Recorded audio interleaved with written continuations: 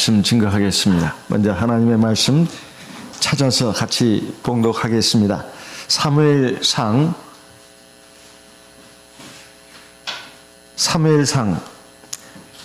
7장 12절 말씀 같이 읽겠습니다. 사무엘상 7장 12절 같이 읽겠습니다. 사무엘이 돌을 취하여 미스바와 센 사이에 세워 가로되 여호와께서 여기까지 우리를 도우셨다 하고 그 이름을 에벤에셀이라 하니라.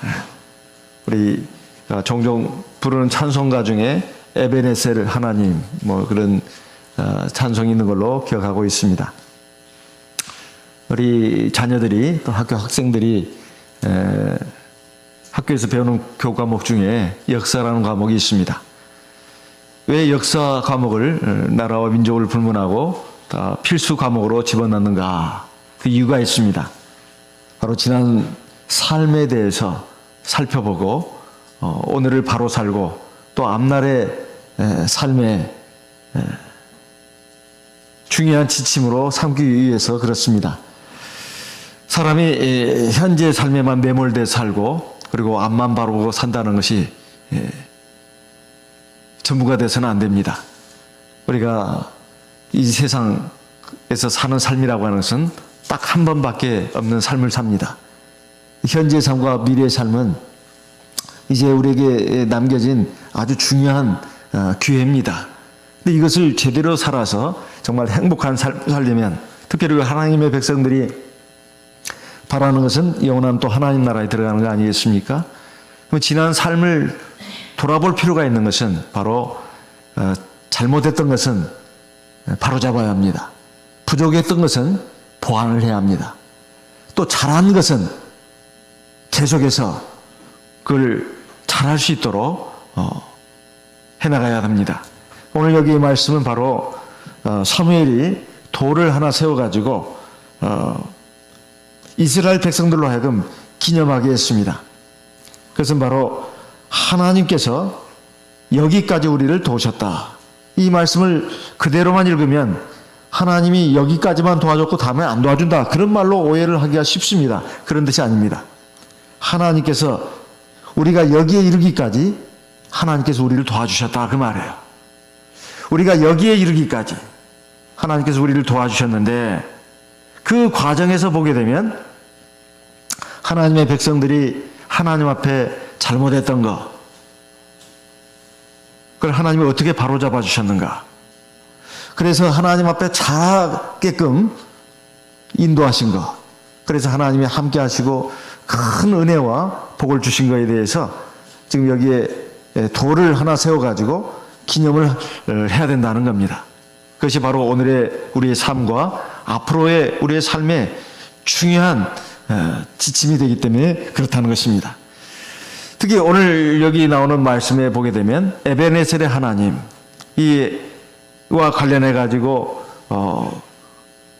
꼭 기억해야 되는 것이 뭐냐 하면은 바로 언약궤입니다. 하나님의 언약궤예요.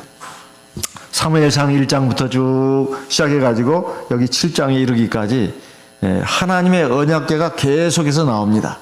이 언약궤가 뭐지요? 우리가 잘 알다시피 이스라엘 백성들이 애굽에서 나와가지고 이제 광야에서 하나님 앞에 하나님께서 주신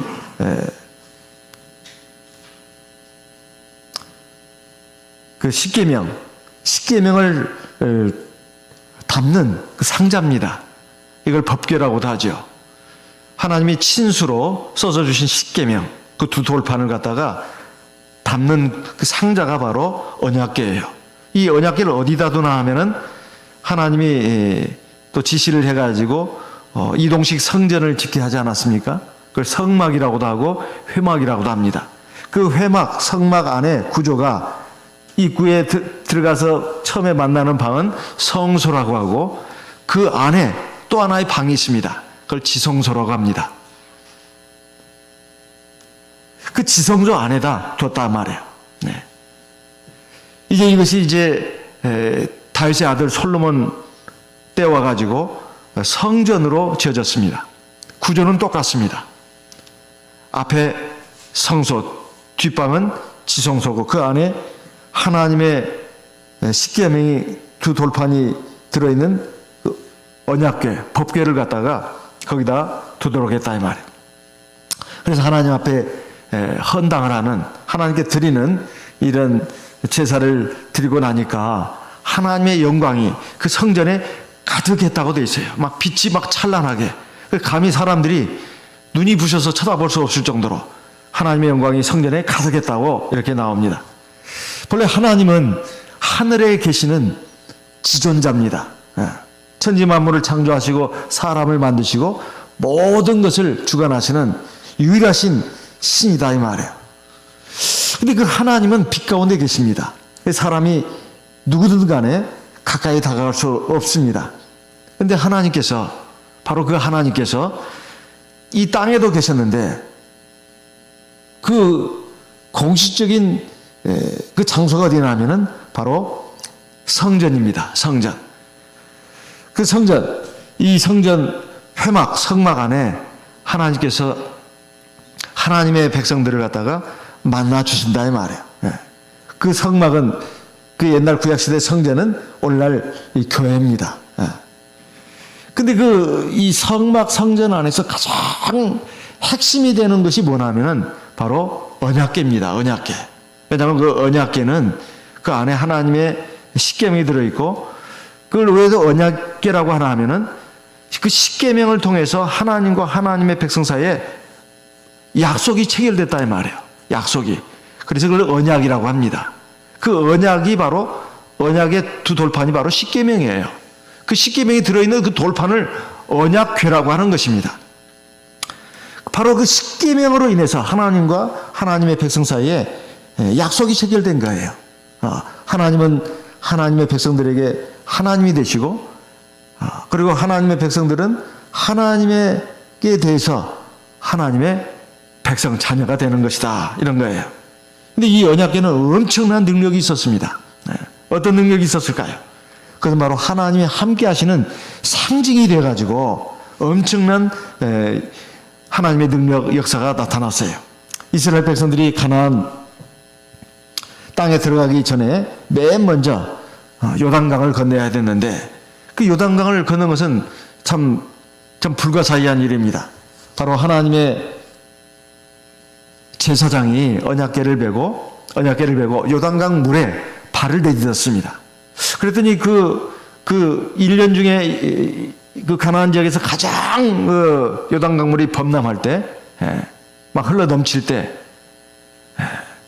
요단강 물에 제사장의 발이 딱 닿으니까 강물이 딱 끊어졌다 이 말이야. 그래서 상류에서 흘러던 물이 벽처럼 섰고 하류 쪽의 물은 다 흘러가 가지고 이제 마른 땅이 나타났습니다. 이스라엘 백성들이 그 강바닥을 건너갔다 이 말이에요. 이것은 하나님의 함께하심, 하나님의 능력이 얼마나 크고 놀라운가 하는 것을 보여준 일인데, 바로 하나님의 언약궤를 제사장이 메고 강물에 발을 내딛음으로써 일어난 일이다 이 말이에요. 그래가지고 이제 만난 그 첫 번째 성은 여리고성 아닙니까? 우리가 이미 말씀을 통해서 여러 번 많이 들었습니다. 그 성은 매우 크고 견고한 성이었어요. 감히 이스라엘 백성들이 그 성을 공략할 수가 없었습니다. 정말 이스라엘 백성들로서는 정말 불가능한 성이었어요. 정복하기가. 그런데 하나님께서 지시를 내렸는데 언약궤를 메고 매일 한 바퀴씩 도는 거예요. 성 주위를. 그리고 제7일 일곱째 날에는 7바퀴를 도는 것이었습니다. 그리고 온 이스라엘 백성들이 일제히 다 함성을 지르지 않았습니까? 그랬더니 그 성이 일거에 다 무너졌습니다. 이렇게 해가지고 그 여리고성을 정복할 수가 있었습니다. 세상에 어떤 전쟁도 이런 방식으로 해가지고 승리한 전쟁이 없습니다. 하나님께서 함께 하시니까 어떤 적도 없게 됐던 것이죠. 오늘날 우리 마음속에 가장 큰 문제가 뭐냐면은 바로 죄악입니다. 죄성이에요. 사실 우리 삶에 있어서 가장 큰 문제는 외부적인 적이 아닙니다. 외부적인 어려움이 아니에요. 사실 내 안에 죄성이 있다는 거예요. 죄악이 있다는 겁니다. 우리가 세례받고 성령을 받았다 하더라도, 하나님의 자녀로 인침받았다 하더라도 우리 안에는 육체 정욕이 있습니다. 죄성이 있어요. 이게 제일 강한 적입니다.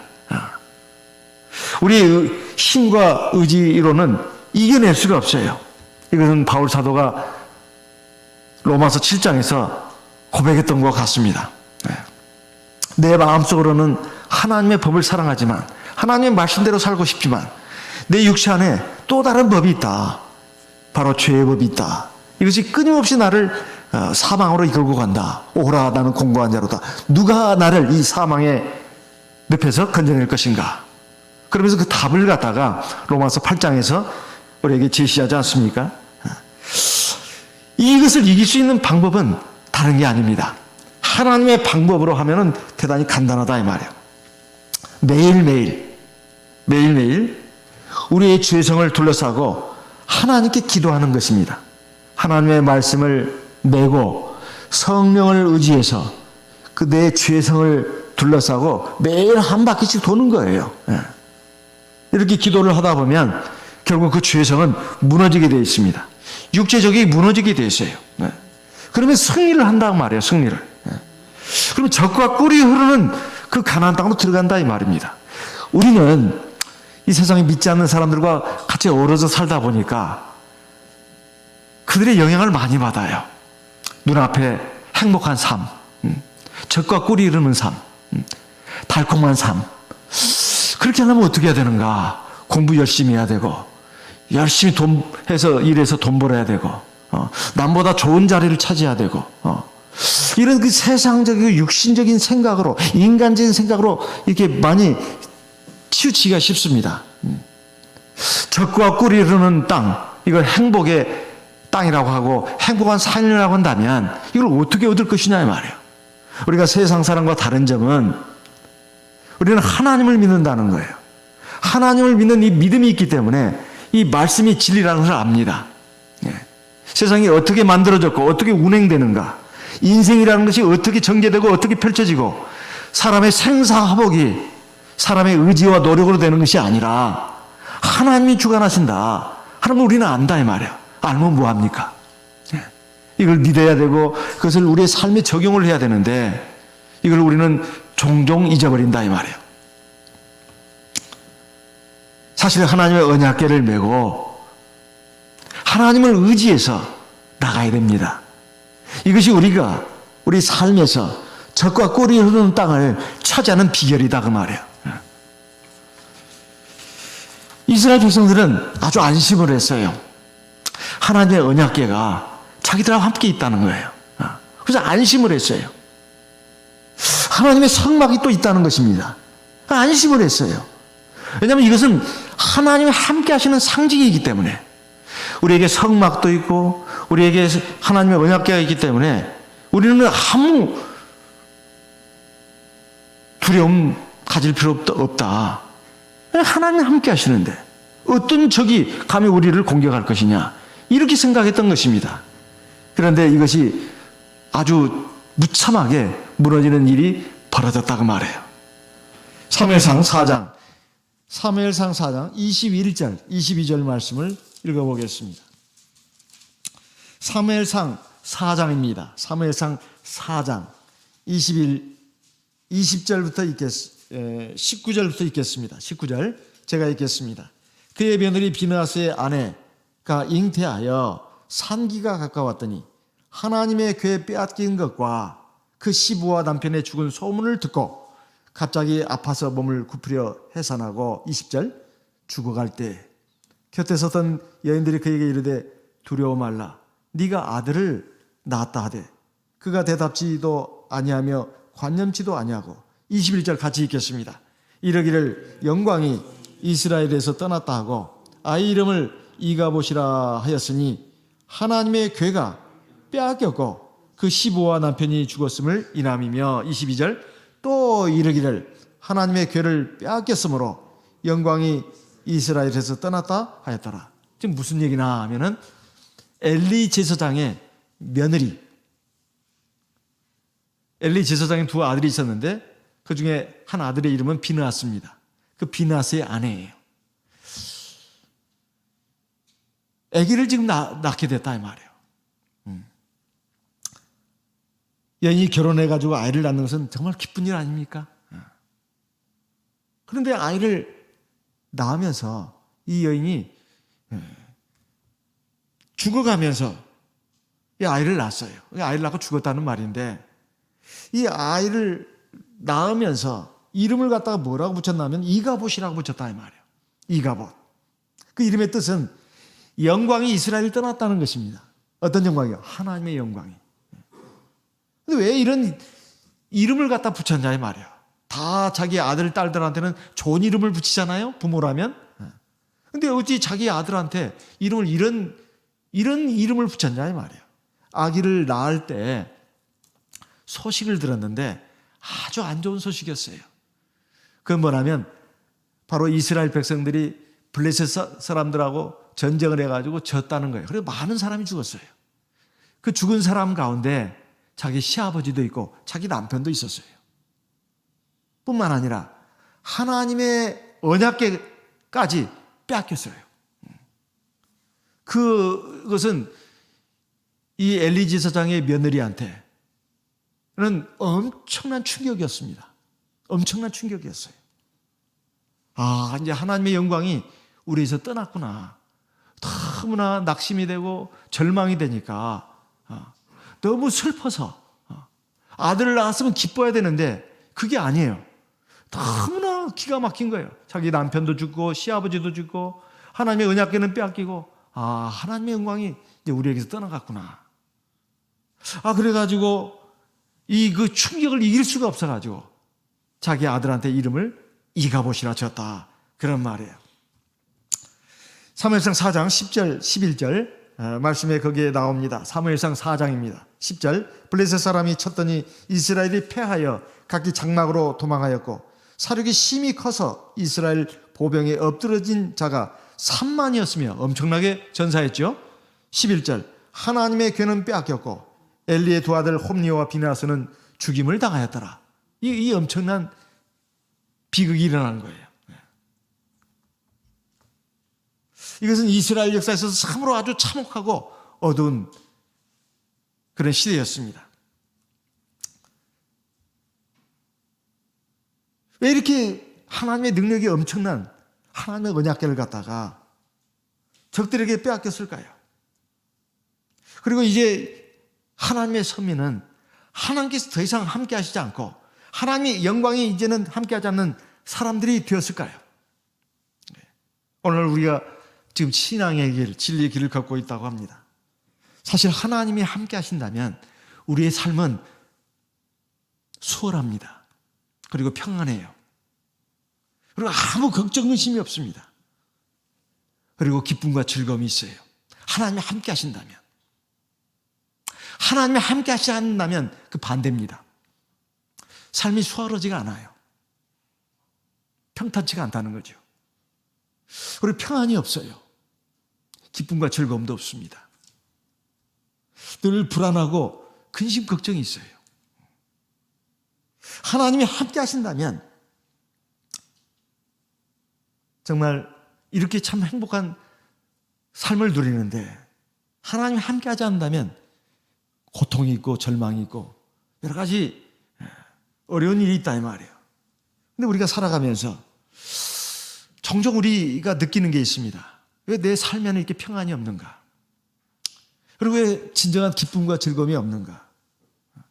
하나님이 나를 떠나가신 것처럼 느껴질 때가 있다 이 말이에요. 분명히 언약궤가 있는데 성령도 있는데 말이에요. 안 그래요?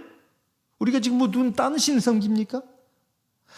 하나님 계명을 따라서 우리가 안식일도 지키고 믿음 생활 하잖아요. 또 성령으로 기도도 하지 않습니까?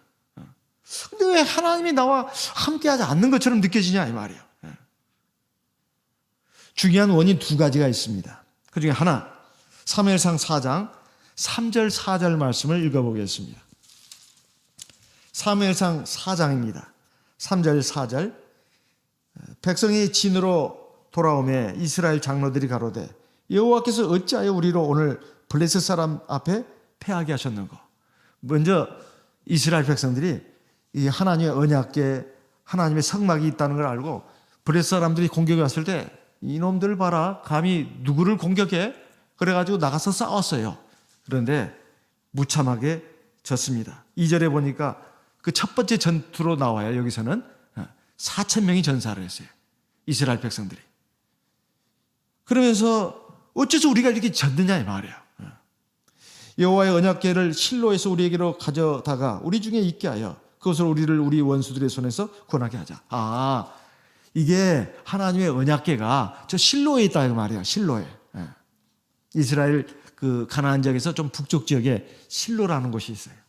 거기에 하나님의 언약궤가 있는데 그거 안 되겠다. 그거 가져와야 되겠다. 그리고 우리 그 진 가운데 있게 해야 되겠다.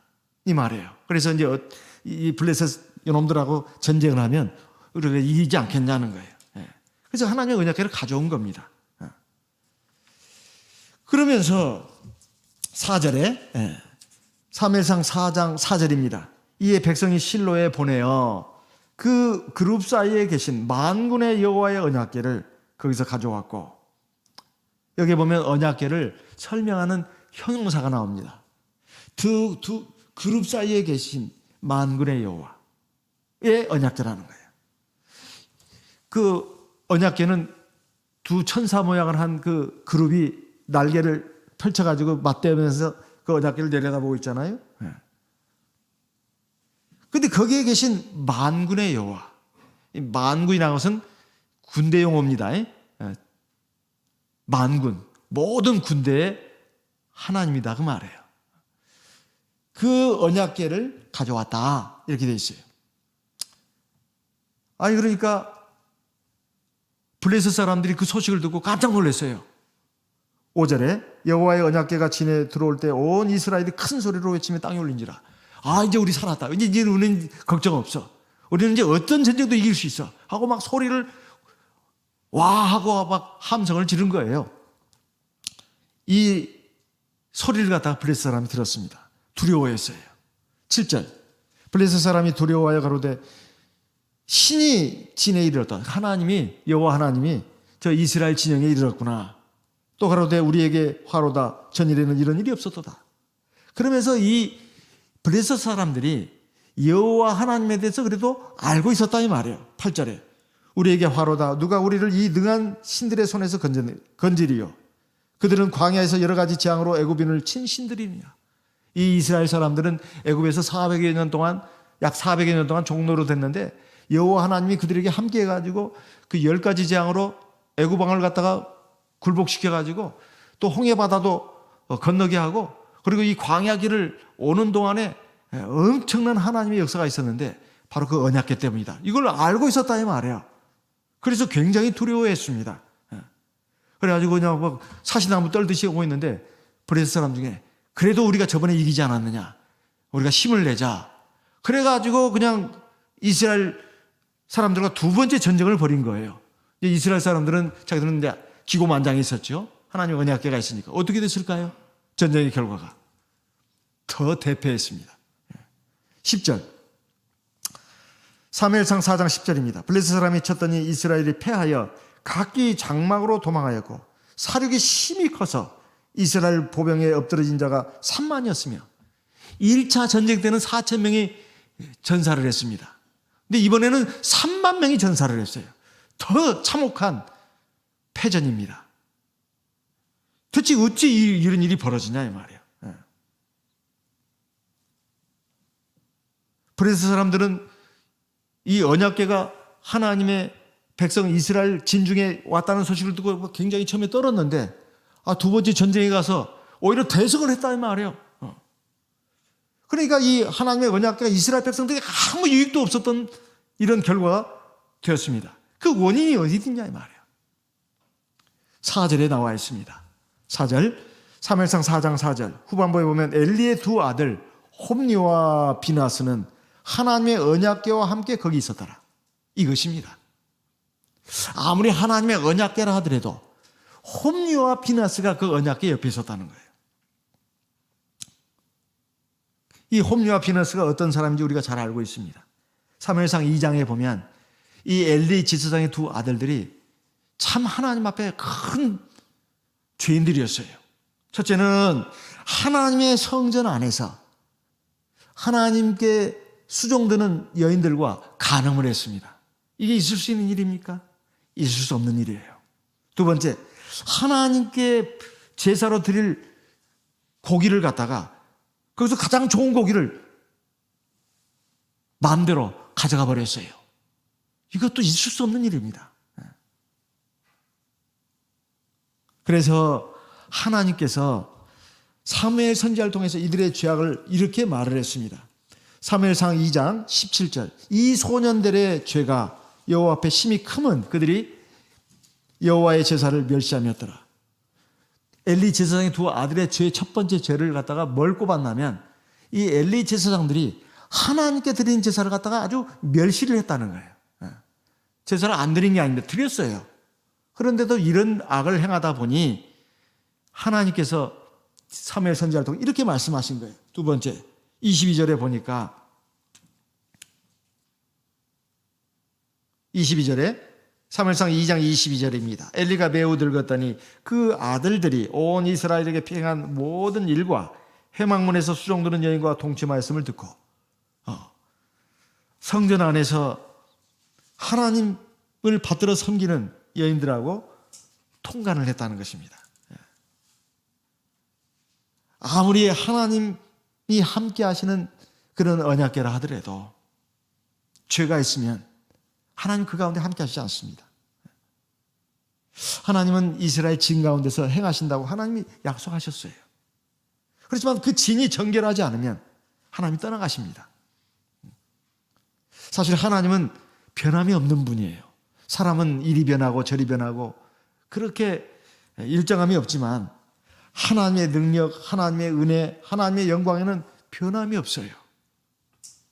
그런데 우리는 지금까지 살아오면서 사람들마다 다 체험하는 것이 다르다. 하나님에 대해서. 또 한 개인을 놓고 보더라도 어떤 때는 하나님이 함께 하시고 은혜를 베풀어 주시고 역사하시고 그래서 참 하나님에 너무 감사하다고 찬양도 하고 간증도 합니다. 근데 어떤 때 보면 그게 아니에요. 하나님 함께 하시지 않아가지고 너무 힘들고 괴롭다 그 말이에요. 낙심이 된다 이 말이에요. 이것이 사람들마다도 여러 차이가 있고 또 한 개인으로 놓고 보도 그의 삶을 쭉 돌아보면 그런 것이 이렇게 섞여 있는 것을 볼 수가 있습니다. 그 원인이 어디에 있을까요? 첫째는 하나님 앞에 성결한가 성결하지 않은가, 그게 중요한 관건입니다. 하나님 말씀에 보면 돈이 많은 집에는 그릇이 굉장히 많아요. 거기는 금그릇도 있고 은그릇도 있고 또 뭐 나무로 만든 그릇도 있고 질그릇도 있다고 했습니다. 근데 그 가치가 다 다르잖아요. 금그릇, 은그릇, 나무그릇, 질그릇 다 달라요. 근데 하나님이 쓰시는 그릇은 어떤 그릇이냐 이 말이에요. 바로 깨끗한 그릇입니다. 아무리 큰 그릇이라 하더라도 말이에요. 최고 값어치 있는 그릇이잖아요. 금그릇 굉장히 값어치 있는 그릇이란 말이에요. 근데 그 금그릇이 깨끗치가 않아요. 하나님 안 쓰십니다. 디모데후서 2장 20절 21절 같이 읽어보겠습니다. 디모데후서 2장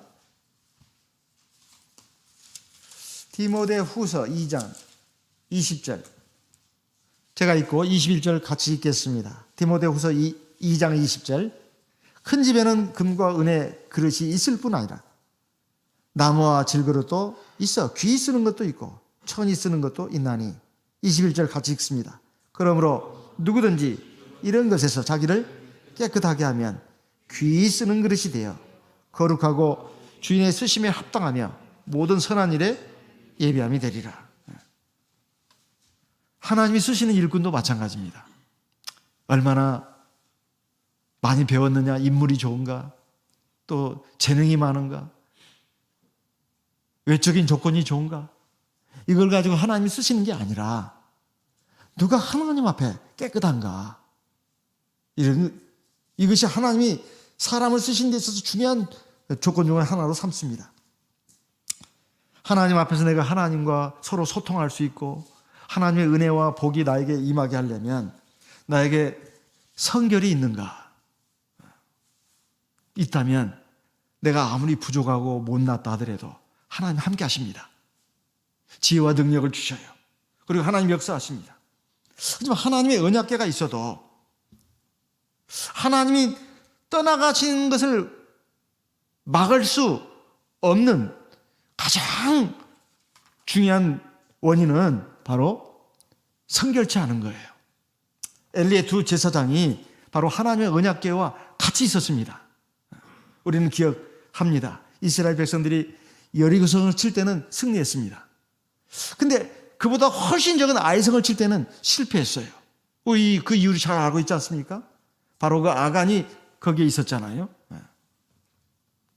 성결이라고 하는 것은 하나님이 우리 교회나 또는 우리 성도님들 개개인에게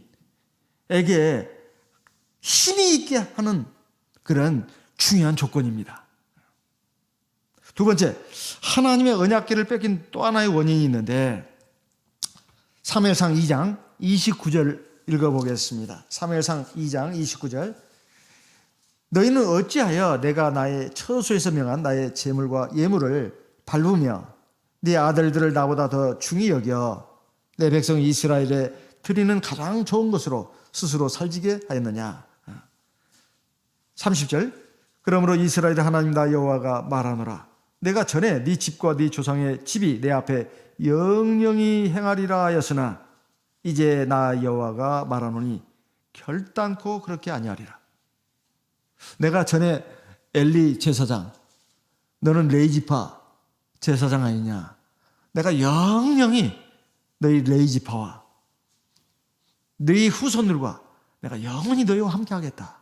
그래서 하나님을 섬기도록 왕같은 제사장으로 너희를 내가 쓰겠노라. 하나님이 약속하셨습니다. 그런데 하나님 말씀하십니다. 내가 그거 취소한다. 그 이유가 뭡니까? 바로 엘리 제사장의 죄 때문에 그렇다 이 말이에요. 네가 어째서 네 두 아들들을 나보다 더 귀하게 여겼느냐? 이것입니다. 네 두 아들들을 어찌 나보다 더 귀하게 여겼느냐? 사람마다 다 귀하게 여기는 게 있어요. 다 자기 가장 귀하게 여깁니다. 다 자기 자식들 귀하게 여겨요.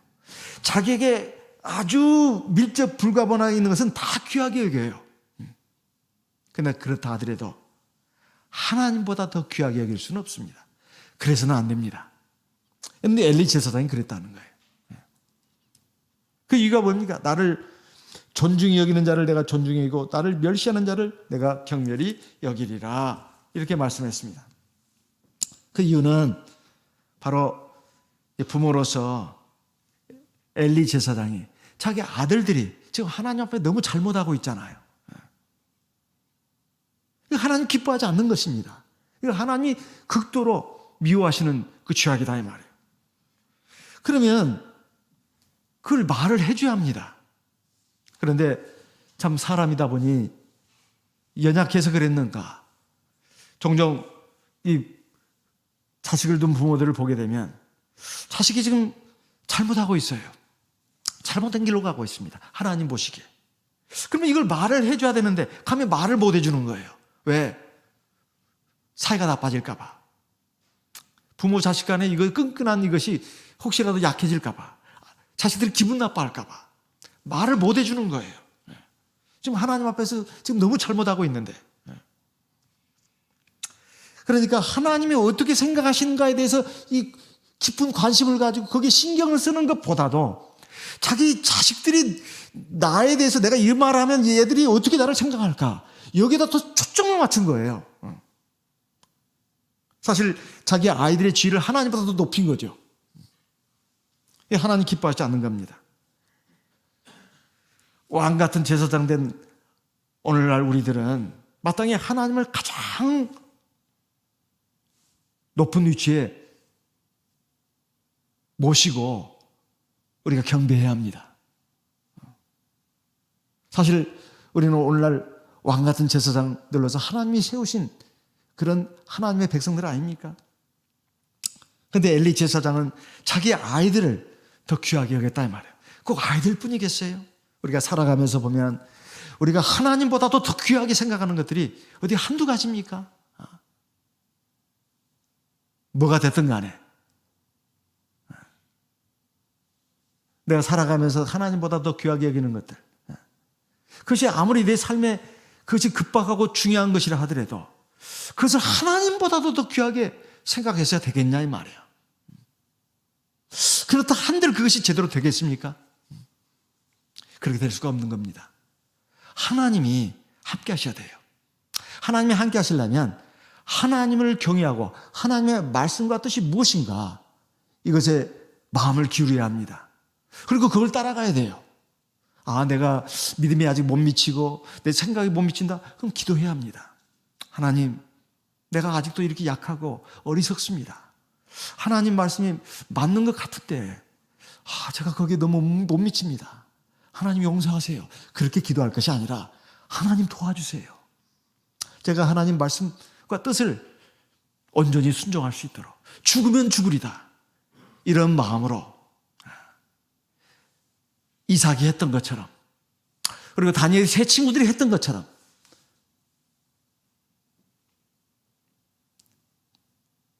그렇게 해야 됩니다. 그렇게 했을 때 하나님이 함께 하십니다. 하나님의 말씀을 더 위에 둬야 된다 이 말이에요. 그런데 이들은 형식적으로는 언약궤를 갖고 있었지만 완전히 무시한 거예요. 멸시한 거예요. 사실 이 언약궤는 그들에게는 하나의 우상과도 같은 그런 존재로 전락한 것입니다. 사무엘상 3장 13절 말씀을 보겠습니다. 사무엘상 3장 13절.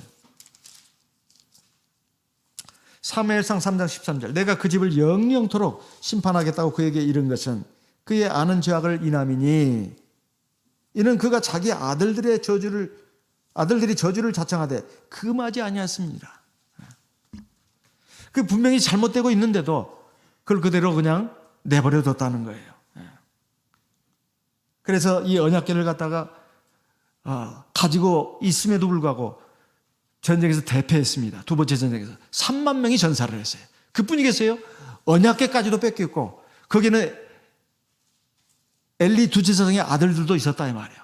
엘리 제사장 그 소식을 듣고 의자에 앉아서 그 소식을 듣고 충격을 받아가지고 그 자리에 죽었습니다. 그리고 이 언약궤는 이제 블레셋 사람들의 손으로 넘어가게 됐어요. 그리고 어떻게 됐을까요? 이제 하나님의 언약궤가 블레셋 그 진영으로 들어간 겁니다. 어떤 일이 벌어졌을까요? 사무엘상 5장 2절, 3절, 4절 말씀을 읽어보겠습니다. 사무엘상 5장 2절. 블레셋 사람이 하나님의 궤를 가지고 다곤의 당에 들어가서 다곤의 곁에 두었더니, 이 하나님의 언약궤를 갖다가 자기들이 섬기는 우상 신한테 그 산당에다가 집어넣었어요. 그랬더니 다음날 일어나 보니까 그 하나님의 언약궤 옆에 있던 그 다곤의 우상이 땅바닥에 쓰러져 가지고 얼굴을 땅에 대고 있었습니다. 이게 왜 이렇게 됐지? 바람이 불었나? 그래서 다곤의 우상을 다시 똑바로 세웠어요. 그 다음날이 되었습니다. 갔더니 놀라운 일이 벌어졌어요.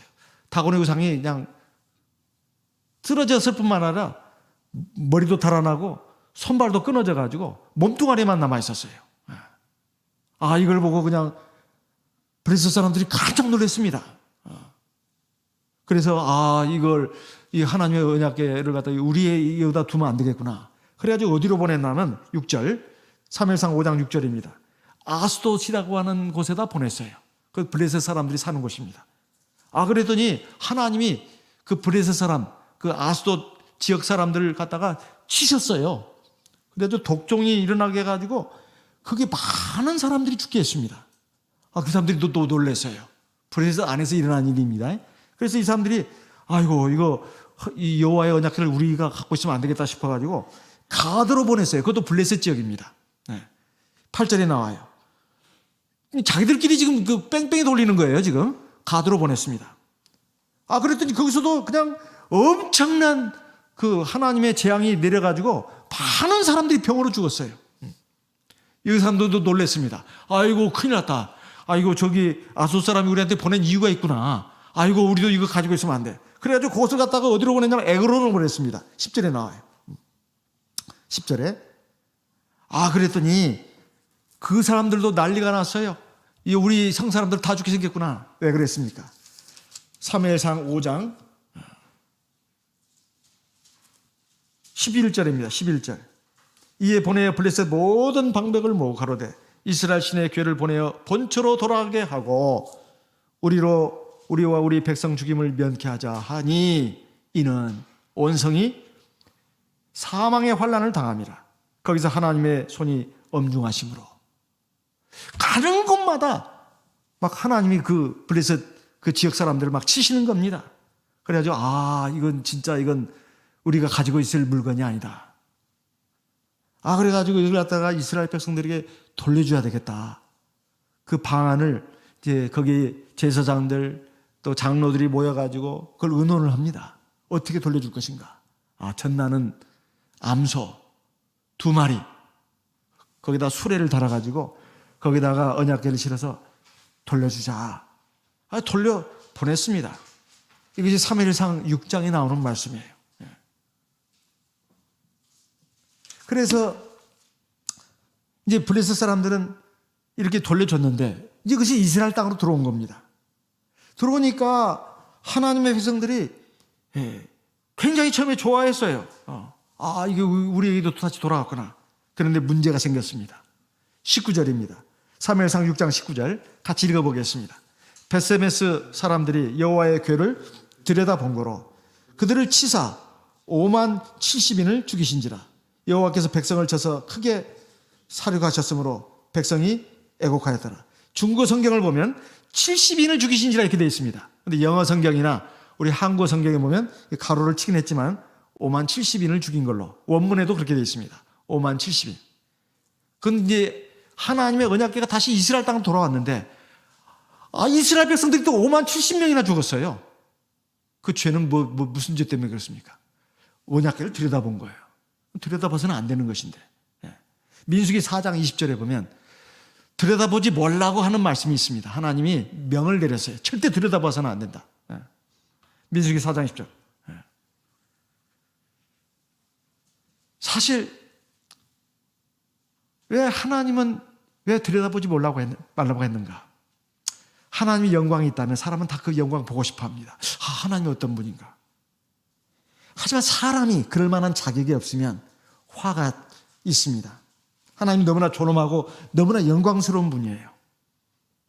근데 사람이 만약에 성결치 않으면 들여다보면 오히려 죽는다 그 말이에요.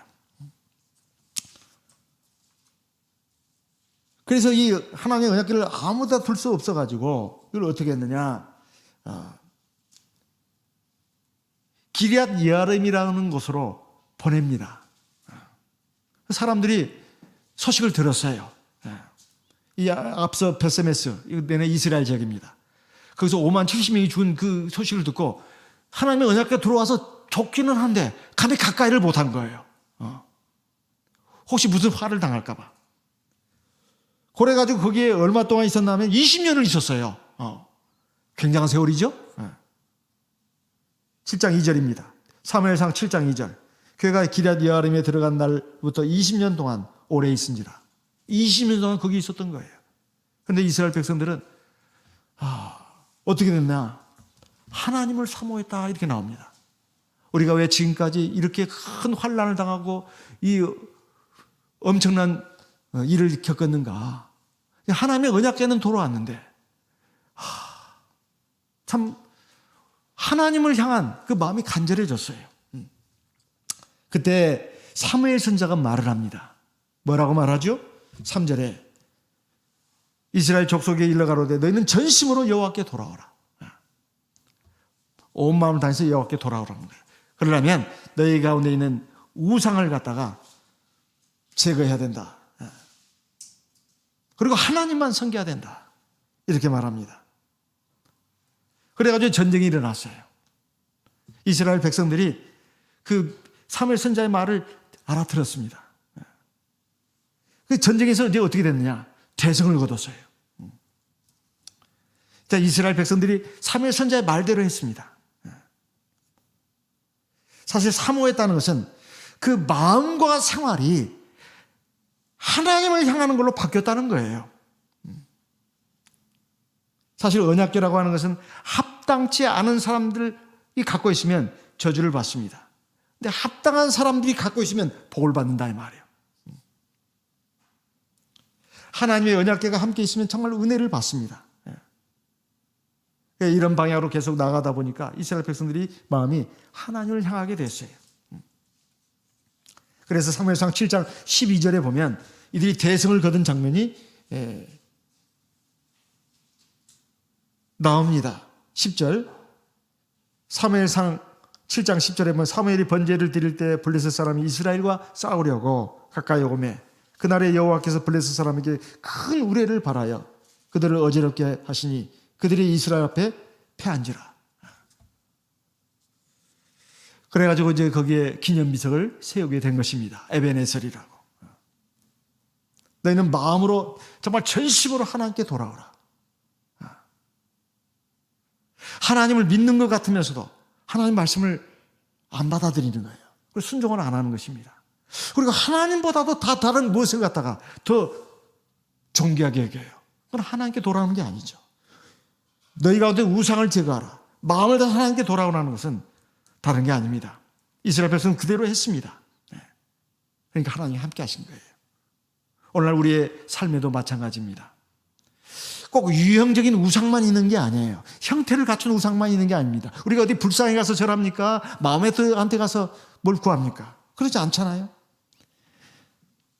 우리 마음속에 있는 무형의 우상도 있다 이 말이에요. 형체가 없는 우상. 하나님보다 더 귀하게 생각하는 것. 그게 내 생각일 수도 있고 내 주관일 수도 있고 내 고집일 수도 있습니다. 그리고 하나님보다 더 귀하게 생각하는 것. 그것 때문에 하나님 말씀을 잘 안 듣는다고 말이에요. 더 높은 비중을 차지하고 있습니다. 엘리 제사장으로 말할 것 같으면 그 두 아들이 엘리 제사장에게는 우상이었어요. 하나님보다 더 중하게 여겼습니다. 결국은 어떻게 됐습니까? 엘리 제사장도 자신도 죽임을 당하고 두 아들도 죽게 만들었어요. 그렇게 두 아들을 사랑했건만 귀하게 여기고 중하게 여겼는데 그 두 아들을 살리지도 못하고 파멸에 이르게 했습니다. 그건 엘리 제사장의 잘못이에요. 우리는 정말 마음을 다해서 하나님께로 돌아가야 되겠습니다. 지금까지 우리의 삶을 돌아보면 내가 하나님의 백성이다. 물과 정욕이 거듭났다. 또 하나님의 계명이 나와 언약궤가 나와 함께한다. 내가 하나님의 성전 안에 있다. 정말 귀한 것입니다. 그러나 그것이 정말 귀한 것이 되려면 내가 하나님 앞에 성결해야 되겠습니다. 성결이라고 하는 것은 하나님을 가장 귀한 분으로 여기고 전심으로 하나님을 좇는 것을 말합니다. 그러면 하나님께서 함께 하십니다. 내가 기도를 하면 하나님의 역사하심이 있는 것을 체험할 수가 있어요.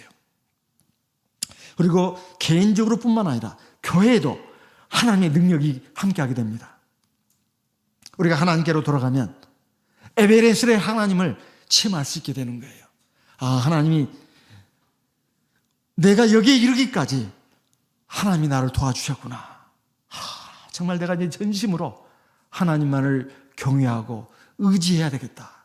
그리고 하나님 말씀만을 따라야 가야 되겠다. 그런 하나님을 믿는 에베레셀의 하나님이 된다고 말입니다. 우리 다 부족하고 연약합니다. 살아오면서 하나님 앞에 100% 완전하게 산 사람은 아무도 없습니다. 우리의 그 부족함을 하나님 앞에서 깨닫고 자복하고 회개해야 되겠습니다. 이제 전심으로 하나님을 경외하고 사랑하고 의지하고 하나님 말씀에 순종하는 내가 돼야 되겠다. 그러면 아무것도 걱정할 것 없어요. 지난날에 잘못된 것은 이제 반전의 기회가 될 수 있습니다. 하나님이 함께 하시고 이제 하나님이 권능으로 함께 하셔서 내 앞에 승리가 있게 합니다. 그리고 적과 꿀 흐르는 땅이 펼쳐집니다. 이것은 영원한 하나님 나라, 적과 꿀이는 가나안 땅으로 이어지게 됩니다. 이것이 진짜 행복한 삶이 아니겠습니까? 저와 여러분 다 그 길로 가시기를 예수님의 이름으로 기원하는 바입니다. 이 시간 들으신 말씀을 기억하시고 우리 다 같이 기도하겠습니다. 매번 우리가 기도하고 있습니다만 교회 지금 병으로 어려움을 겪고 계시는 성도님들을 위해서 기도하겠습니다. 그리고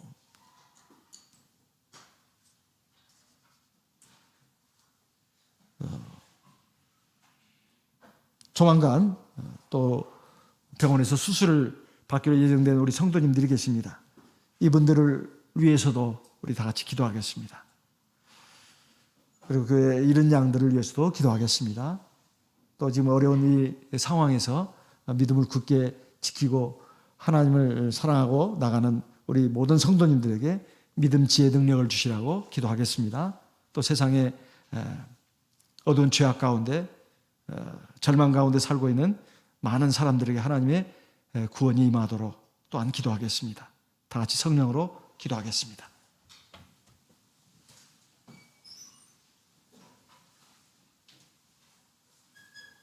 할렐루야. 주 예수 그리스도 이름으로 기도드려옵나이다.